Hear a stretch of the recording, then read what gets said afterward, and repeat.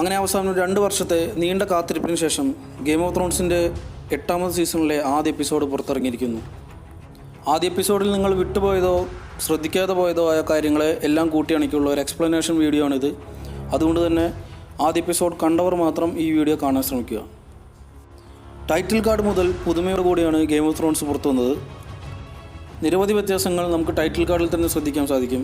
പക്ഷേ എന്നിരുന്നാലും Ramin ദജ്വാഡിയുടെ theme സോങ്ങിന് ഒരു മാറ്റവും വന്നിട്ടില്ല. ആദ്യ എപ്പിസോഡ് ഡയറക്റ്റ് ചെയ്തത് ഡേവിഡ് നെട്ടർ ആയിരുന്നു. എപ്പിസോഡിൻ്റെ തുടക്കത്തിൽ ആദ്യ സീൻ തന്നെ വിൻ്റർഫെല്ലിലേക്ക് വരുന്ന ജോൺ സ്നോയും സംഘവുമാണ് കാണിക്കുന്നത്.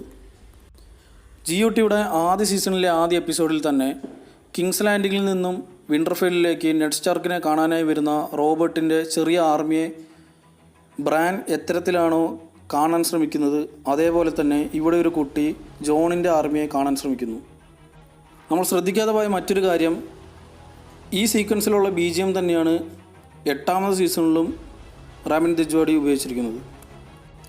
പിന്നീട് വഴിയരികിൽ വെച്ച് ആര്യ ജോണിനെയും ഡനേരീസിനെയും എല്ലാം കാണുന്ന സീനുകളെല്ലാം കാണിക്കുന്നുണ്ട്. ഇതിനുശേഷം വിൻ്റർഫെല്ലിൽ അകത്ത് വെച്ച് നടക്കുന്ന മീറ്റിങ്ങിൽ കിങ് ഓഫ് ദ നോർത്തായി ജോണിനെ തിരഞ്ഞെടുത്ത ശേഷം ജോൺ ഡനേരീസിനായി പ്ലഡ്ജ് ചെയ്തതിനെ എതിർത്ത് വളരെയധികം തർക്കങ്ങൾ നടക്കുന്നു. ലേഡി മോർമണ്ടെല്ലാം ഇതിനെതിരെ എതിർത്ത് പറഞ്ഞെങ്കിലും ടിറിയൻ ഇടപെട്ട് ഡ്രാഗൺസിനെയും ലാനിസ്റ്റർ ആർമിയെല്ലാം നമുക്ക് ഇതിലൂടെ കിട്ടി എന്ന് പറയുന്നതോടെ ഈ തർക്കങ്ങൾക്കെല്ലാം ഒരയവ് വരുന്നു. സൺസയ്ക്ക് തീരെ താല്പര്യമില്ല ഡനേരീസിനെയും കൂട്ടി ജോൺ സ്നോ വിൻ്റർഫെല്ലിലേക്ക് എത്തിയത്. ഡ്രാഗൺസിനെയും ഈ വലിയ ആർമിയൊക്കെ എങ്ങനെ ഫീഡ് ചെയ്യുമെന്ന് സൺസ ഭയപ്പെടുന്നു. ഇതിനുശേഷം കണ്ട സീനിൽ ടിറിയൻ്റെയും സൺസയുടെ ഒരു ചെറിയ റീയൂണിയൻ നമുക്ക് കാണാം. നമുക്കറിയാം ടിറിയൻ്റെ വൈഫ് തന്നെയാണ് സൺസ. പണ്ട് കിങ്സ് ലാൻഡിങ്ങിൽ നിന്ന് രക്ഷപ്പെട്ടു പോയതാണ് സൺസ. സെർസിയുടെ വാക്കുകളിൽ വിശ്വസിക്കുന്നതിൽ തനിക്ക് തീരെ താല്പര്യമില്ല എന്ന് സൺസ ടിറിയനോട് പറയുന്ന കാഴ്ചയും ഇവിടെ നമുക്ക് കാണാം. ഇതിനുശേഷം വെയർവുഡ് ട്രീയുടെ സമീപം ആര്യയും ജോൺസണും തമ്മിലുള്ള ഒരു ചെറിയ റീയൂണിയൻ നമുക്ക് കാണാം.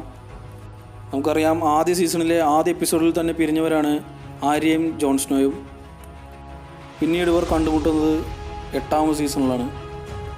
പണ്ട് നെഡ് സ്റ്റാർക്കും കാറ്റലിൻ സ്റ്റാർക്കും കൂടി എപ്പോഴും സംസാരിച്ചു കൊണ്ടിരുന്ന വെയർവുഡ് ട്രീയുടെ അരികിൽ തന്നെയാണ് ഇപ്പോൾ ജോൺസ്നോയും ആര്യയും കൂടി നിൽക്കുന്നത്.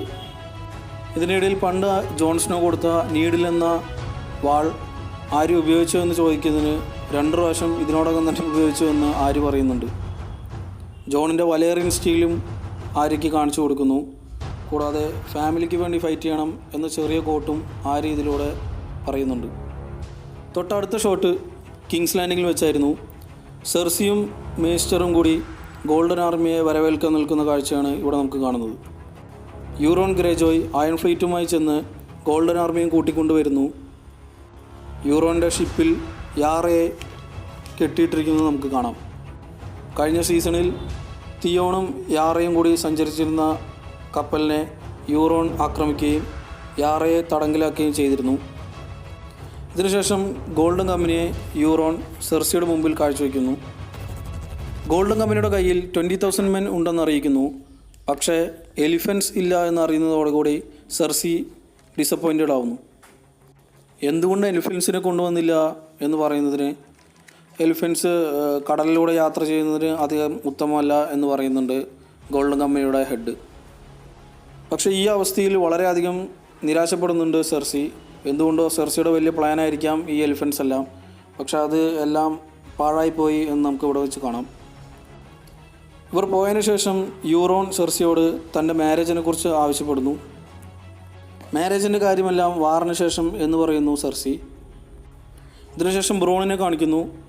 ബ്രോണിൻ്റെ കയ്യിൽ സെർസി തൻ്റെ അച്ഛനെ കൊന്ന ക്രോസ് ബോ കൊടുത്ത് ടിറിയനെയും തന്നെ ചതിച്ച ജെയ്മിയും കൂടി കൊല്ലണം എന്ന് പറഞ്ഞ് ബ്രോണിനെ വിടുന്ന കാഴ്ച നമുക്കിവിടെ കാണാൻ സാധിക്കുന്നതാണ്. ഇതിനുശേഷം യൂറോൺ ഇല്ലാത്ത സമയത്ത് യാറയെ രക്ഷിക്കാനായി തിയോൺ കിങ്സ് ലാൻഡിങ്ങിലേക്ക് കടന്നു വരുന്നു. യൂറോണിൻ്റെ കപ്പലിൽ കയറി യാറയെ രക്ഷിച്ച ശേഷം യാറ അയൺ ഫ്ലീറ്റ് യൂറോൺ ഇല്ലാത്ത സമയത്ത് തിരിച്ചു പിടിക്കാമെന്ന് പറയുമ്പോൾ തിയോൺ തനിക്ക് വിൻ്റർഫെല്ലിലേക്ക് പോകണം, അവിടെ വെച്ച് ജോൺസ്നോയുടെ കൂടെ യുദ്ധം ചെയ്യണമെന്ന് പറയുന്നു. ഇതിന് യാറ സമ്മതിക്കുന്നു. ഇതിനുശേഷം യാറ അയൺ ഫ്ലീറ്റിലേക്കും തിയോൺ വിൻ്റർഫെല്ലിലേക്കും യാത്രയാവുന്നു. ഇതിന് തൊട്ടടുത്ത ഷോട്ടിൽ വിൻ്റർഫെല്ലിന് പുറത്തുള്ള വലിയ ക്യാമ്പാണ് കാണിക്കുന്നത്. ഈ ക്യാമ്പിലേക്ക് സ്റ്റാർക്സിൻ്റെ ബാനർമാനായ കാർസ്റ്റാക്സിൻ്റെ ആർമി കടന്നു വരുന്നു. കാർസ്റ്റാർക്സും സ്റ്റാർക്കും തമ്മിലുള്ള പ്രശ്നങ്ങൾ കഴിഞ്ഞ സീസണുകളിൽ നമ്മൾ കണ്ടതാണ്. അതുകൊണ്ട് തന്നെ ഇവരെ പൂർണ്ണമായി വിശ്വസിക്കാൻ സാധിക്കുന്നതല്ല എന്നെല്ലാം ടിറിയൻ സംസാരിക്കുന്നുണ്ട്. പിന്നീടുള്ള ഷോട്ടിൽ ജോൺ സ്നോയും ഡൈനേരിസും കൂടി സംസാരിക്കുന്നതിനിടയിൽ സൺസിക്കുള്ള എതിർപ്പ് ഇവർ തമ്മിൽ ചർച്ച ചെയ്യുന്നു. ഇതുകൂടാതെ തൻ്റെ ഡ്രാഗണുകൾ ഭക്ഷണം കഴിക്കുന്നില്ല എന്നറിയുന്ന ഖലീസി അവരെ കാണാനായി ഡ്രാഗൺസിൻ്റെ അടുത്തേക്ക് പോകുന്നു.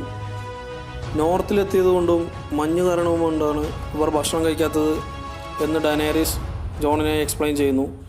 ഇതിനുശേഷം എല്ലാവരും കാത്തിരുന്ന അല്ലെങ്കിൽ ആകാംക്ഷയോടെ പ്രതീക്ഷിച്ചിരുന്ന ആ മൊമെൻ്റായിരുന്നു കണ്ടത്. അതെന്തെന്ന് വെച്ചാൽ ജോൺ സ്നോ ഡ്രാഗണിന് മുകളിൽ കയറുന്നു. നമുക്കറിയാം ജോൺ ഒരു ടാർഗേറിയനാണ്.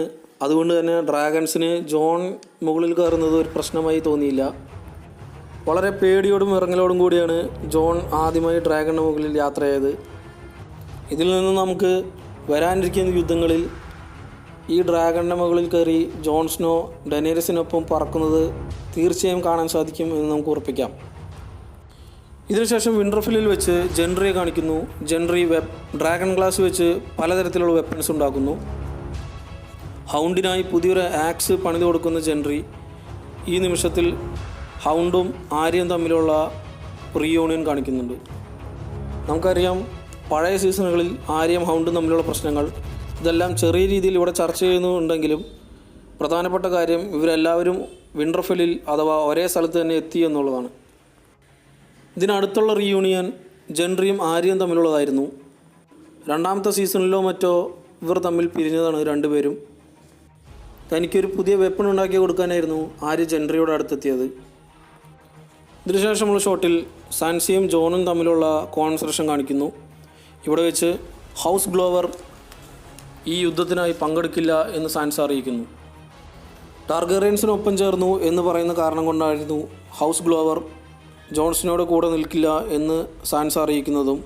ഇതിനുശേഷം ജോൺസ്നോയും സാൻസയും തമ്മിൽ ഡൈനേരിസിനെ കുറിച്ചുള്ള ചില ചർച്ചകൾ നടത്തുന്നുമുണ്ട്. ഇതിനുശേഷം സാമുവൽ ടാർലിനെ കാണാനായി ഡൈനേരിസും സർജോറയും കൂടി ചെല്ലുന്നു.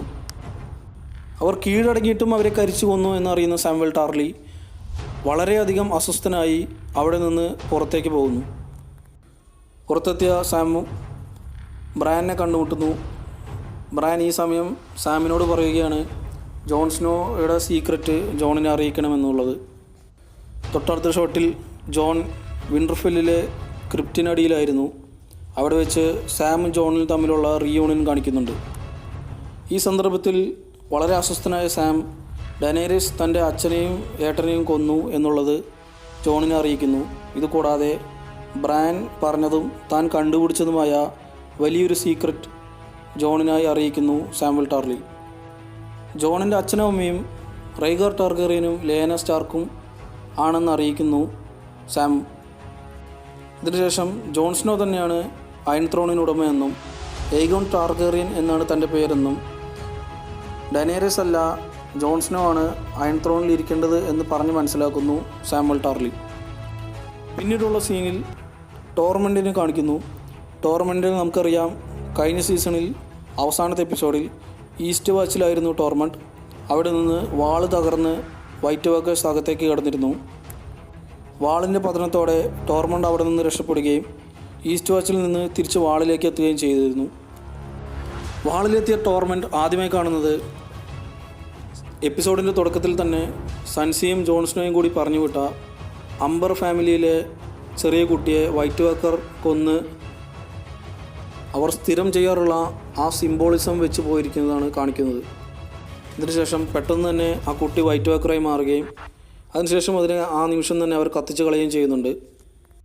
ഇതിൽ നിന്ന് നമുക്ക് മനസ്സിലാക്കാം ഇനി അംബർ ഫാമിലിയിൽ നിന്നും സ്റ്റാർക്സിന് ഒരു തരത്തിലുള്ള സഹായങ്ങളും ലഭിക്കുന്നതായിരിക്കില്ല. പിന്നീടുള്ള ഷോട്ടിൽ ജെയ്മി വിൻ്റർഫെല്ലിൽ എത്തുന്നതായി കാണിക്കുന്നു. വിൻ്റർഫെല്ലിൽ കാലുകുത്തിയ ജെയ്മി ആദ്യമായി കാണുന്നത് തന്നെ ബ്രാനെയാണ്. നമുക്കറിയാം ബ്രാനും ജെയ്മിയും തമ്മിലുള്ള പ്രശ്നങ്ങളെല്ലാം സീസൺ 1 എപ്പിസോഡ് 1 അവസാനം ജെയ്മി ബ്രാനെ ടവറിൻ്റെ മുകളിൽ നിന്ന് തള്ളിയിട്ട് കൊല്ലാൻ നോക്കിയത് മുതലാണ് ഗെയിം ഓഫ് ത്രോൺസിൻ്റെ കഥയുടെ ഒരു ഭാഗം തുടങ്ങുന്നത് തന്നെ. പിന്നീട് ടൈറ്റിൽ കാർഡിന് ശേഷം നെക്സ്റ്റ് എപ്പിസോഡിലെ സീനുകൾ ചെറുതായി കാണിക്കുന്നുണ്ടായിരുന്നു. തുടക്കത്തിൽ തന്നെ ജെയ്മിയെ വിചാരണ ചെയ്യുന്നതാണ് ആദ്യമായി കാണിക്കുന്നത്. ഇതിനുശേഷം വിൻ്റർഫെല്ലിലേക്ക് എന്തോ ഒരു ചെറിയ അറ്റാക്ക് വരുന്നതായി കാണിക്കുന്നുണ്ട്. ആദ്യ എപ്പിസോഡിൽ റിയൂണിയനുകളെല്ലാം കാണിച്ച ശേഷം രണ്ടാമത്തെ എപ്പിസോഡ് മുതൽ ഇവർ പറയുന്ന ആ വലിയ യുദ്ധം തുടങ്ങി എന്ന് തന്നെ നമുക്ക് കരുതാം. രണ്ടാമത് എപ്പിസോഡിലെ എക്സ്പ്ലനേഷനും ഈ ചാനലിൽ തന്നെ ലഭ്യമാകുന്നതാണ്. അതുകൊണ്ട് ഇതുവരെ സബ്സ്ക്രൈബ് ചെയ്യാത്തവർ ദയവായി സബ്സ്ക്രൈബ് ചെയ്യുക.